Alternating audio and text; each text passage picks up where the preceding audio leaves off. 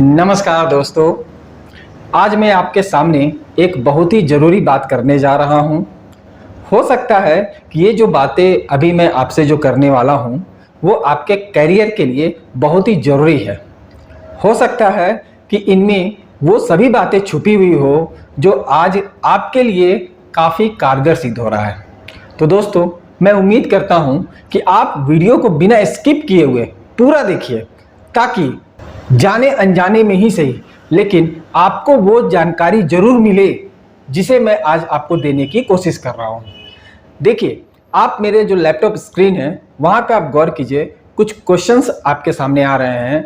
हो सकता है कि वो क्वेश्चन आपके लिए काफ़ी इंपॉर्टेंट साबित हो। देखिए, हमारा जो पहला क्वेश्चन है कि क्या आप कंप्यूटर पढ़ना चाहते हैं। देखिए, आज के डेट में क्या है, हर एक स्टूडेंट को कंप्यूटर के रिक्वायरमेंट जरूर होती है, चाहे वो नौकरी के लिए हो, चाहे वो बिजनेस के लिए हो, किसी भी पर्पस के लिए। आप खुद का भी स्वरोजगार खोलना चाहे तो आपको कंप्यूटर का नॉलेज रखना बहुत ही आवश्यक है। तो हमारा जो पहला सवाल है कि क्या आप कंप्यूटर पढ़ना चाहते हैं। मेरा जो दूसरा सवाल है कि क्या कंप्यूटर सेंटर आपके घर से काफ़ी दूर है। जी हाँ दोस्तों, बिल्कुल सही सुना आपने। मैं आपसे केवल ये पूछना चाह रहा हूँ कि क्या आपका कंप्यूटर सेंटर आपके घर से काफ़ी दूर है, मतलब आप वहाँ पे जा करके पढ़ाई नहीं कर पा रहे हैं डिस्टेंस की मदद से। मेरा तीसरा सवाल है कि क्या आपके आसपास में कोई कंप्यूटर सेंटर मौजूद नहीं है। जाहिर सी बात है कि अगर आसपास में कंप्यूटर सेंटर होंगे तो मैं जा करके वहां पे पढ़ सकता हूं, लेकिन वो कंप्यूटर सेंटर आपके घर से काफी दूर है।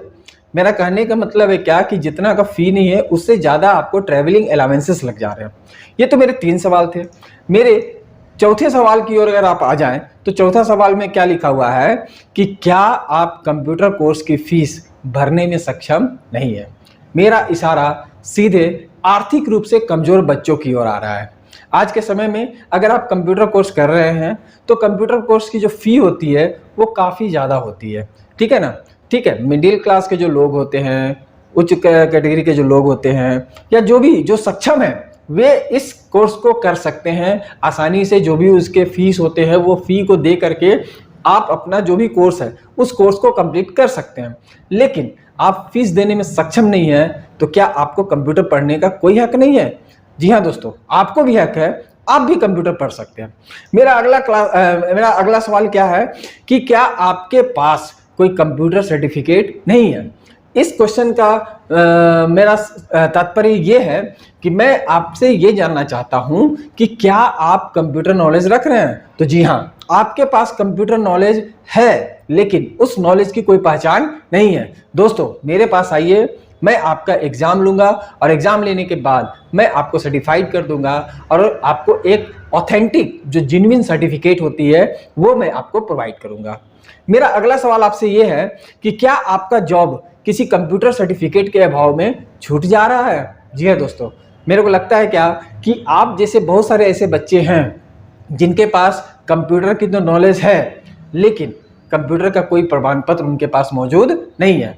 अब नतीजा ये होता है कि जब आप कहीं पे जॉब के लिए जाते हैं तो वहां तो आपको सिलेक्शन तो कर लिया जाता है, लेकिन कोई फिजिकल प्रूफ नहीं होने के कारण थोड़ी सी तो दिक्कतें आ जाती है।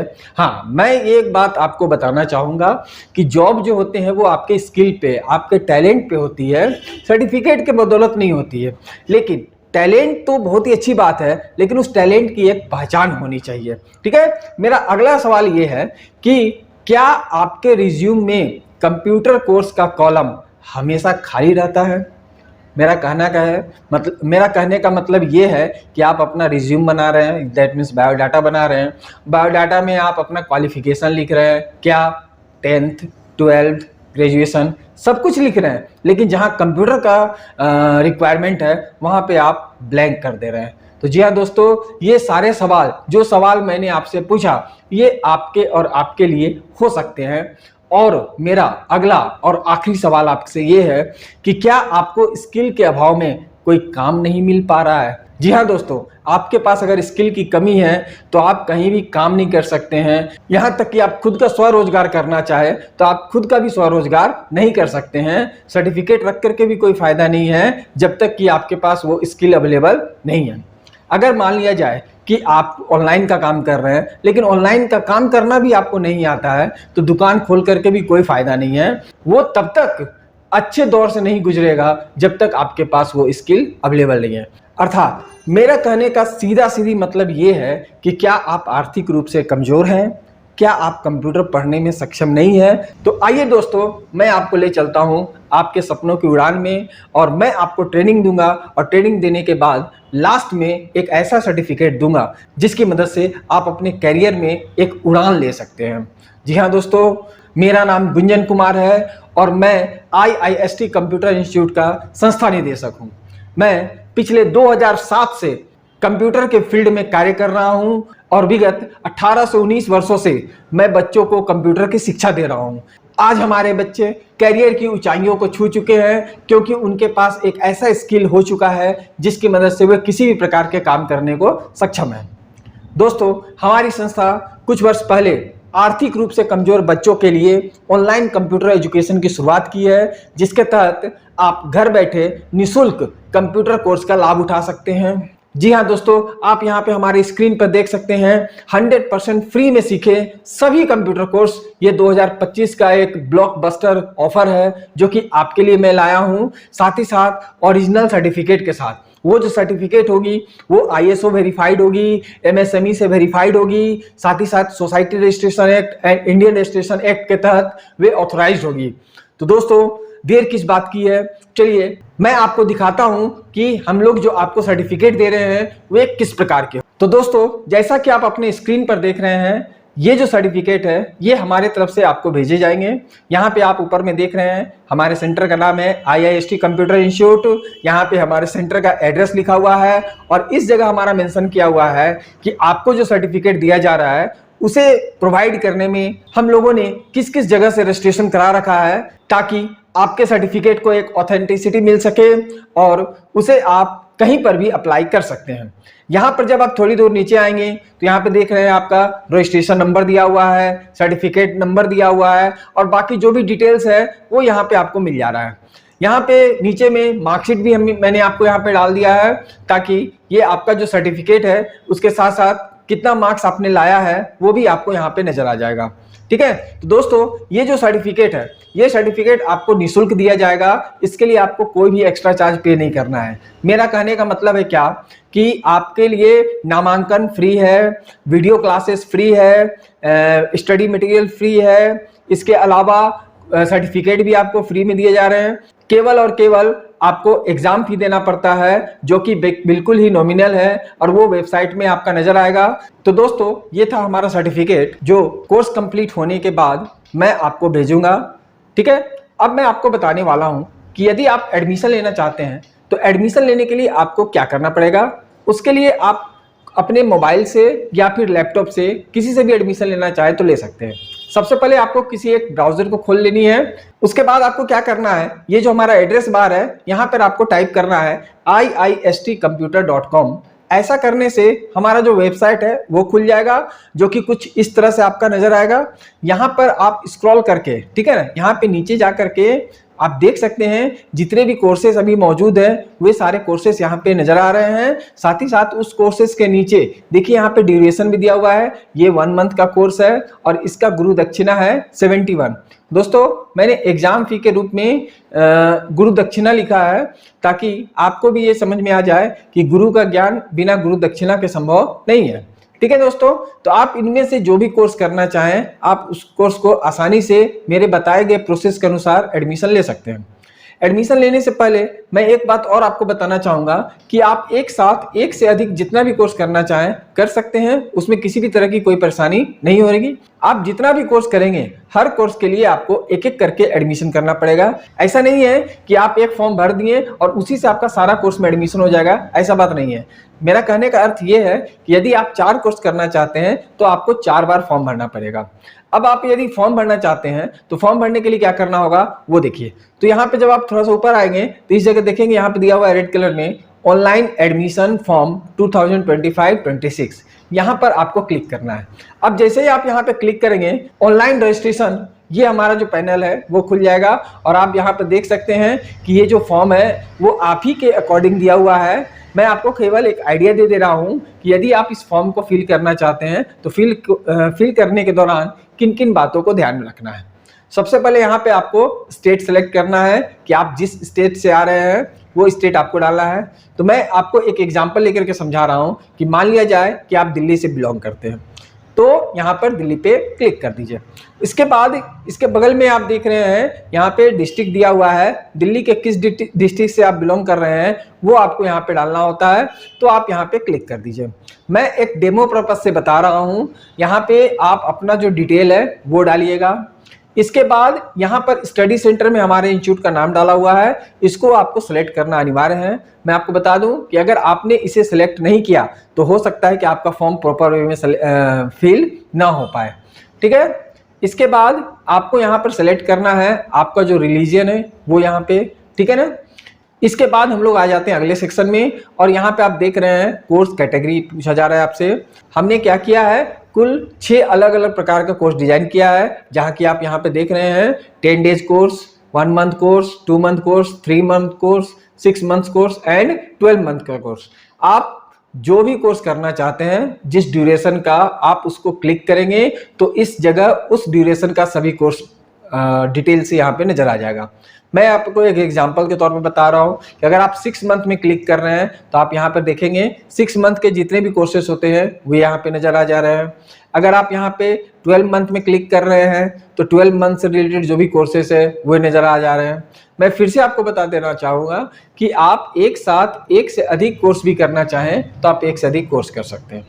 चलो एग्जाम्पल के तौर पर मैं यहाँ पर ADCA को सिलेक्ट करता हूँ। आप अपने अनुसार जो भी कोर्स सेलेक्ट करना चाहें वो कर सकते हैं। इसके बाद यहाँ पे जो सेशन है हमारा करंट सेशन, वो यहाँ पे आपको डालनी होती है। इसके बाद यहाँ जो भी फॉर्म है इस फॉर्म को आपको फिल करना पड़ता है। तो चलिए मैं फटाफट फॉर्म को फिल करके आगे बढ़ जाता हूँ। तो दोस्तों मैं फटाफट फॉर्म को फिल करके आगे आ गया हूँ। अभी आप यहाँ पर देखेंगे वेरिफिकेशन कोड डाला हुआ है। यहाँ पे ये जो दिया गया है ये आपका वेरिफिकेशन कोड है। इस वेरिफिकेशन कोड को यहाँ पे टाइप कर दीजिए।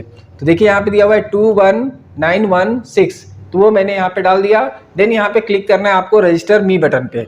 रजिस्टर मी पे क्लिक करेंगे, देन आपका एक नेक्स्ट पैनल खुल जाएगा, थैंक्स फॉर ज्वाइनिंग अस। और यहाँ पे आपको फिर से एक वेरिफिकेशन नंबर डालना है जो कि यहाँ पे ऊपर में दिया हुआ है रेड कलर से 60757, ठीक है। आपके केस में हो सकता है ये कुछ और आ जाए।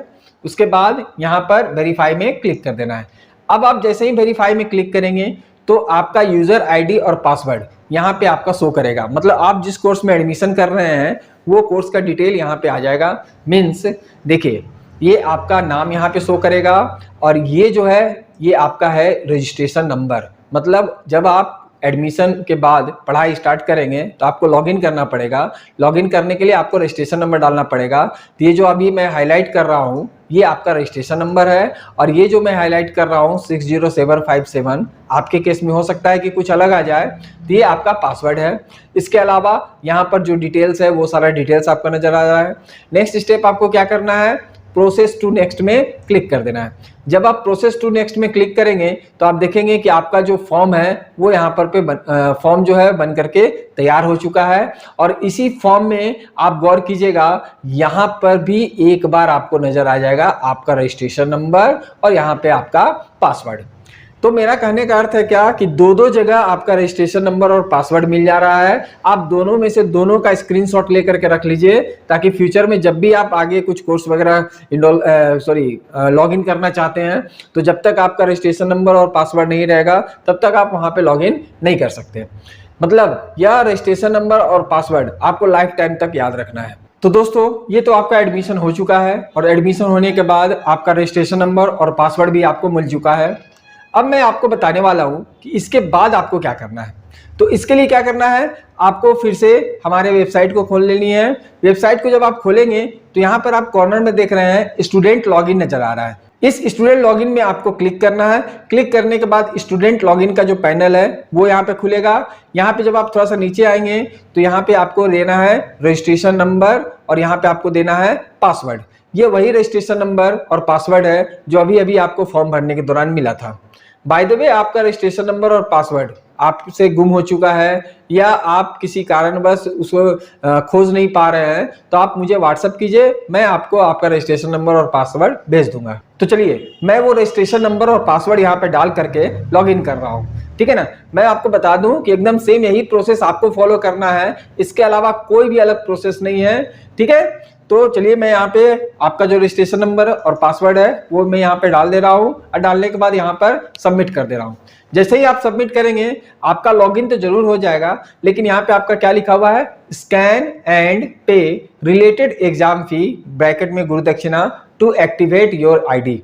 मतलब यहाँ पर आपका आईडी तो खुल चुका है परंतु वह अभी एक्टिव नहीं है, मींस डीएक्टिवेट है। ये कब एक्टिव होगा, तो जब आप अपना एग्जाम फी पे करेंगे तब मैं यहां से इसको एक्टिवेट करूंगा। तो आपको क्या करना है कि यहां इस क्यूआर कोड को, ठीक है ना, इस क्यूआर कोड को स्कैन करना है और स्कैन करने के बाद जिस कोर्स में आपने एडमिशन ले रखा है उस कोर्स का एग्जाम फी आपको पे करना होता है। मैं आपको फिर से बता दूं कि आपका जो एग्जाम फी क्या होगा, तो उसके लिए आपको क्या करना है, आपको वेबसाइट में जाना है और यहाँ पे आपको नीचे स्क्रॉल करना है। स्क्रॉल करने के बाद आप देख सकते हैं सबका गुरु दक्षिणा वहां पे लिखा हुआ है, यही है एग्जाम फी, जो कि आपको इस क्यूआर कोड, देखिए ये जो क्यूआर कोड नजर आ रहा है ना, इस क्यूआर कोड को स्कैन करके आपको पे करना है।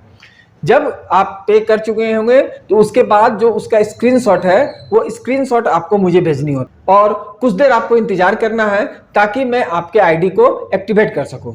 मैं आपको बता दूं कि पेमेंट करने के बाद कृपया आप अपना एक फोटो जरूर भेजें ताकि मैं आपको आपका एडमिशन फॉर्म, आपका आईडी कार्ड और आपका एडमिट कार्ड तीनों बना करके आपको भेज दूं, ताकि आपको यह पता चल जाए कि आपका क्लास कब होना है, कैसे होना है, कहां से होना है और एग्जाम कहां से होना है, कैसे होगा, वो सारा चीज आपको मैं शुरू में ही आपको इंफॉर्मेशन दे दूंगा ताकि आपको किसी भी तरह की परेशानी नहीं होगी, ठीक है ना। तो अब यहाँ पे सवाल ये उठता है कि ये क्यूआर कोड को हटाना है तो कैसे हटाना है, तो वो मैं आपको पहले बता चुका हूं कि आपको एग्जाम फी को पे करना है, देन आपका क्यूआर कोड यहां से हट जाएगा। चलिए अब मैं आपको बताने वाला हूं कि यदि आपने एग्जाम फी पे कर दिया है तो उसके बाद आपको फिर क्या करना है। तो दोस्तों आपको फिर से लॉगिन करना है, ठीक है ना।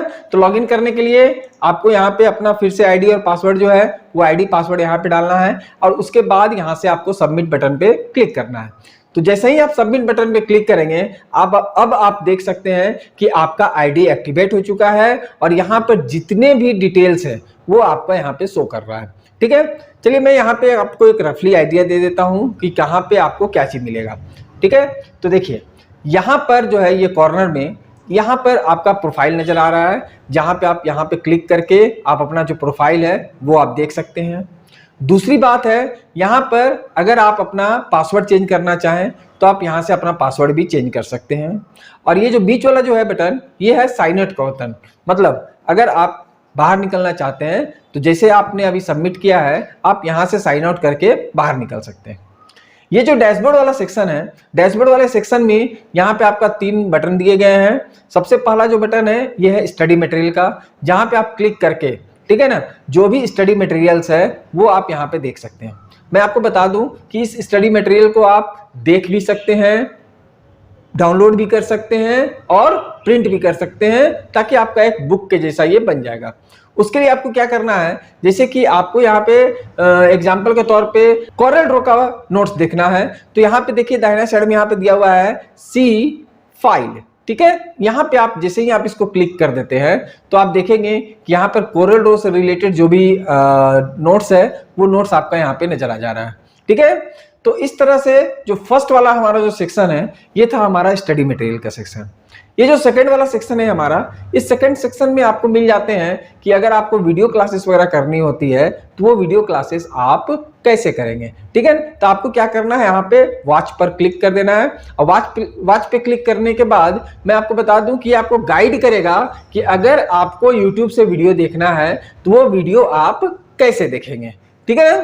तो ये था हमारा स्टडी मटेरियल और वीडियो के बारे में जानकारी। नेक्स्ट जो हमारा जानकारी है वो है ऑनलाइन टेस्ट के बारे में, मींस आपका एग्जाम कब होगा, कितने मार्क्स का होगा और कितना क्वेश्चंस आएगा, ये सारा चीज आपको यहाँ पे दिख जाएगा। तो चलो मैं इसको क्लिक करके आपको बताता हूँ। तो यहाँ पे देख लीजिए, सबसे पहले यहाँ पे आपका टेस्ट का नाम लिखा हुआ है, जिसमें कि ये सारा से आपका टेस्ट लिया जाएगा। यहाँ पे नीचे आप देख सकते हैं नंबर ऑफ क्वेश्चंस 100, यानी कि इस कोर्स में, किस कोर्स में, तो देखिए यहाँ पे लिखा हुआ है एडीसीए। एडीसीए कोर्स में टोटल 100 क्वेश्चन पूछे जाएंगे। वे मल्टीपल चॉइस क्वेश्चन होंगे, ए बी सी डी में होंगे, और आपको क्लिक करके उसका जवाब देना होता है।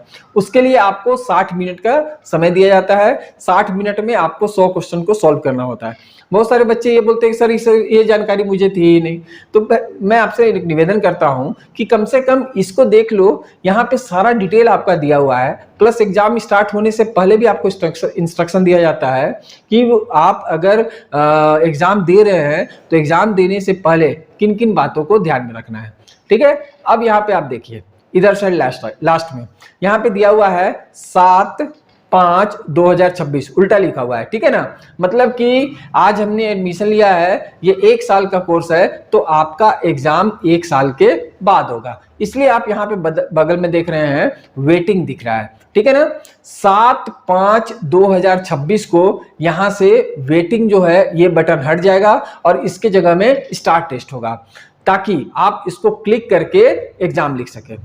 तो दोस्तों मैं क्या करता हूं, इसको थोड़ा सा फास्ट कर देता हूं, और फास्ट करके फिर मैं आपको बताने वाला हूं कि अगर आपको एग्जाम देना हो तो आप एग्जाम कैसे देंगे।